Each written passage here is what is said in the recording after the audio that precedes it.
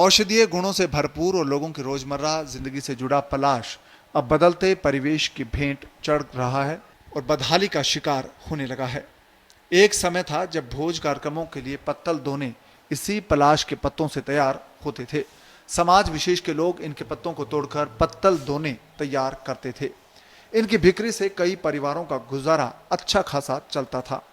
कुछ परिवार पेड़ की जड़ें खोदकर पुताई के काम में आने वाली कूंची भी तैयार करते थे। पलाश के फूलों से रंग तैयार किए जाते थे। इन्हीं से होली खेली जाती थी। अब बाजार में गुलाल के और अलग प्रकार के रंग तैयार होने लगे हैं।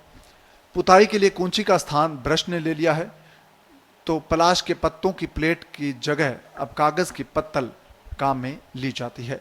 इससे इन लोगों का रोजगार छिन गया है। पलाश एक दिव्य औषधि है। इसके पंचांग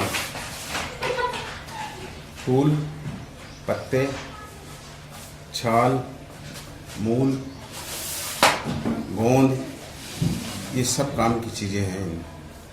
सारी चीज़ों औषधीय प्रयोग में काम आती हैं और ये दिव्य औषधि है एक तरह से। इसका अभी जो है ना वनौषधियों का प्रयोग कम हो गया, लेकिन जब ये अंग्रेजी दवाइयाँ नहीं थी उस समय जब वनौषधियों से चिकित्सा की जाती थी तो बहुत ज़्यादा इसके ऊपर डिपेंड करना पड़ता था। इसमें फूलों का प्रयोग जो है मूत्रकृच्छ, मूत्राघात, पेशाब की खराबी, पेशाब में जलन, रुकावट, इन सब रोगों के लिए इसको देते थे। इसका मतलब हिम बना करके इसको पानी में गला करके उसका पानी बना करके छान करके उसको पिलाते थे। और पलाश पुष्प का कृमि रोगों में पलाश पापड़ा मतलब जो बीज आता है ना इसका, वो इतना बड़ा होता है रुपए के बराबर, वो बीज वो कूट करके और उसको गुड़ में मिला करके कृमि पातन के लिए, पेट में जो कीड़े पड़ जाते हैं उनको नष्ट करने के लिए ये देते थे। इतना औषधीय पौधा होने के बावजूद भी आज के समय में इसकी उपयोगिता बरकरार है या पहले से?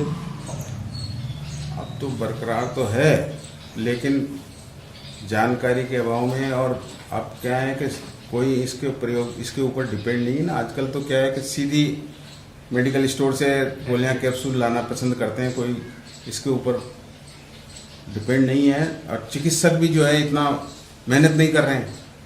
अन्यथा जो दिव्य औषधियाँ हैं उनका अपना गुण है। हमारे यहाँ लिखा है दिव्योषधि नाम बहव प्रभेदा वृंदारका नाम म्यूस्फुरंती तस्मात् संदेह मपास्य धीरे संभावनीय विविध प्रभाव, ये लिखा है। अर्थात दिव्योषधियों का जैसे देवताओं के गुण होते हैं ना, अचिंत्य शक्ति होती है, उस प्रकार से दिव्योषधियों की शक्ति है। पलाश और टेसू समेत इसके कई नाम से जाने जाने वाले इस पेड़ को आयुर्वेद में भी अहम माना गया है। इसका प्रत्येक भाग औषधीय महत्व रखता है। फूलों का उपयोग मूत्र संबंधी रोग में उपचार के लिए होता है। फूलों और फलियों का उपयोग कृमि रोग के निदान के लिए होता है और रक्त विकार संबंधी रोगों का उपचार भी इससे होता है। पलाश की जड़ों का अर्क नेत्र रोग में उपयोगी है, तो वहीं कोमल पत्ते गर्भपात को रोकने की दवा तैयार करने के काम आते हैं। जो ही मतलब पलाश में फूल आते थे तो उनको तोड़वा के इकट्ठे करके मंगवाते थे वैद्य लोग। इसकी पलाश का मूल जड़, इस जड़ का अर्क जमीन को खोद करके इसकी एक जड़ नंगी करके और उसमें एक कांच की शीशी में उसको फंसाया जाता था। जब रात भर में या 2-4-8 दिन में उसका जो जड़ का अर्क है ना वो उस कांच की शीशी में इकट्ठा हो जाता था, उसको वापस दबा दिया जाता था। उस अर्क का प्रयोग आँखों के रोगों में किया जाता था।